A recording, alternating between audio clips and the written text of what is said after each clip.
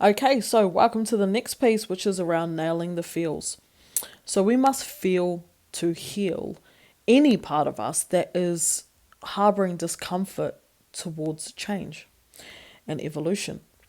So you would have just watched the video on how we get to the bottom of our behavior and our blocks and how we identify these parts of us, these inner childlike parts of us that are not comfortable with change and therefore creating blocks and creating diversions. When we're on our path taking action, attempting to create a better lifestyle and make change, they're creating deviations from that plan energetically. And so we must work with those parts to be able to free them from the discomfort that they feel. Okay. And I'm going to take you through how we do this and really break down the 5 steps that we've got in front of us on the screen, and just talk to you a bit more in depth about it. So this process, for a start, comes from my use of navigation with clients. So really navigating clients through their psyche, through their shadows, and these are the 5 pieces that I use to navigate. And so putting them into a framework like this helps you understand how this is done, so then you have a better idea when you go into your body and you feel into your body on how to navigate what you're noticing. So navigating the feels, how to navigate the emotions and sensations in your body and translate the deeper messages your higher self is communicating to you through your body. So in these black dot points here, it's about how we get prepared. So really grounding into your body, just taking a deep breath, is a really great way to do that. Finding stillness inside of your body. Maybe you like to feel grounded inside of your body by moving or dancing, or breathing for a period of time. Just waking the body up and getting presence happening in the body. That's the first thing. Then we want to tune into our creation center, like our intuition, our womb, our creation void space, and breathe into it, really sending our breath intentionally into the space of creation. Okay? And really finding the expansiveness of the space right within our body. And the last thing we kind of do to prepare is to actually engage with the space. So to speak to it, to ask it for guidance, or simply begin to listen what's coming up through the space and in the body.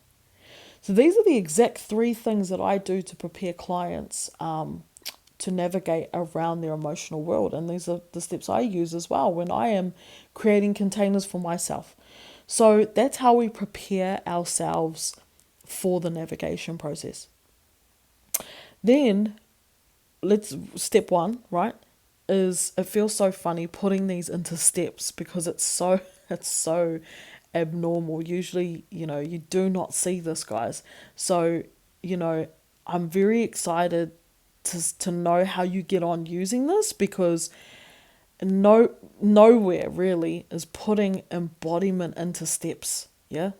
And so I have full trust in this, that you're going to be able to use this easily, and you're also going to be able to enable other people to use it easily.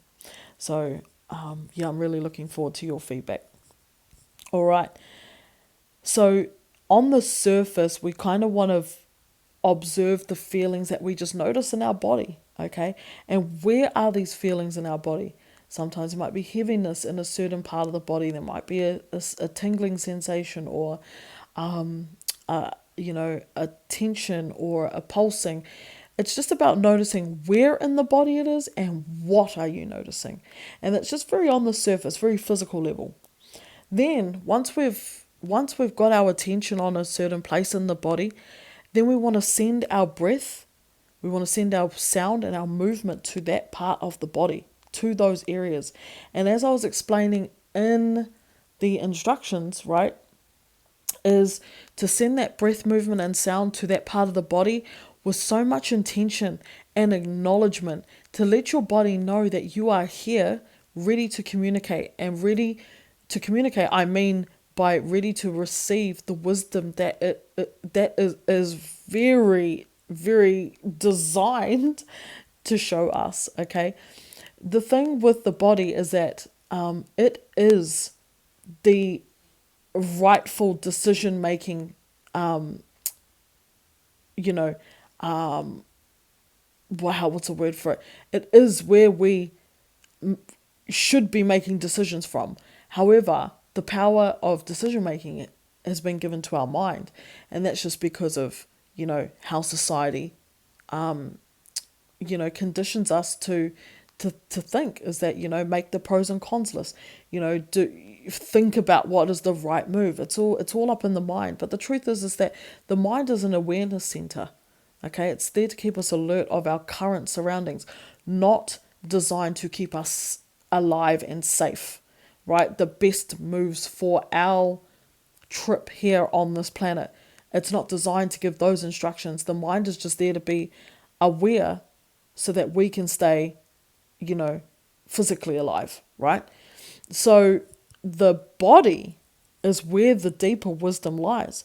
So you're telling your body with this acknowledgement, I'm here for it. I'm listening. I'm open. So once you've done that and you've acknowledged the body through breath, movement, and sound, and making that as deep as possible, as loud as possible as you can, then it's about literally asking your body, what are the deeper meanings of these sensations that I'm feeling in my legs? What is the deeper meaning of this tension in my back? What is the deeper meaning of this heaviness in my feet, or of this tension in my throat? Literally asking it, what are you trying to show me? What are you trying to tell me? And then it's about listening and trusting and coming back to the instructions, paying attention to the nuances, going with the first things that come to mind. Okay?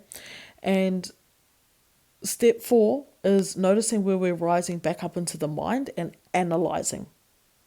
And every time we come up into the mind, it's about taking a breath, bringing our movement into it, bringing sound into it, and dropping back down into our body. Okay? And then again, grounding, listening, and feeling what our body is delivering, what wisdom our body is delivering us. And then following the instructions, following the breadcrumbs to the next place in the body, right? If it leads you to a new place in the body, if it leads you to a vision, it's about following that, okay? And then wrapping up when you kind of feel that you're coming back to the present moment, and you've received all the wisdom. It's about then contemplating on what those deeper messages were, journaling on them, talking about them, writing about them, and contemplating, which means it's a different kind of analysis where it's not all in the mind. It's a slow, really a slow observation of what you've found. Okay? That's how we feel our feelings and feel into the parts that have felt uncomfortable around the change that we're trying to create in our lives. This is how we do it. So if you have any questions, hit me up, let me know. And I would love to know how you get on with this. Okay?